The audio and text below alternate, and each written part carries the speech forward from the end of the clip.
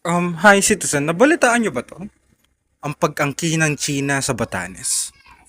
Ito, panoorin niyo. Batanes, sinaangkin na rin ng China ayon sa isang maritime expert. What they say is that the Batanes Islands are a natural extension of Taiwan, and that the people who are indigenous to the Batanes are the same people who are indigenous to Taiwan. And of course, Chinese were there a long time ago, so therefore we must own Batanes. Ayon sa maritime monitoring group na Sea Light, mga eksperto mula sa Jinan University ang nagsabi niyan sa isang symposium sa Guangzhou, China.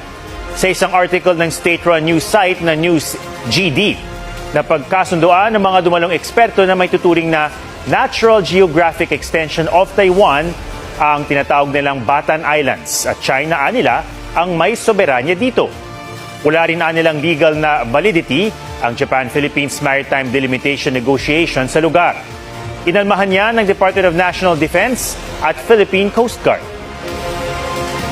Nila magagawa yung tema na yan kung layang, of course, approval mula sa Communist Party of China. At balak talaga ng China na talagang hindi lang sakupin ang West Philippine Sea, South China Sea, baka pati na ang Luzon Strait.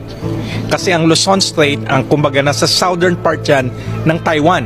At alam naman ng lahat na binabalak ng China sa Taiwan by 2027. Preconceived intention already.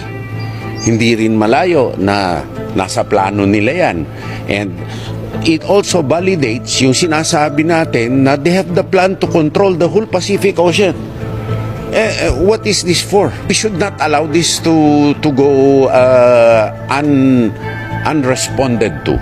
All academics in the world should douse cold water already on this theory. Kalokohan na yan eh. Hindi natin pinatulan itong mga ganitong kasinungalingan. Uulit-ulitin lang nila, and they're going to rewrite history once again.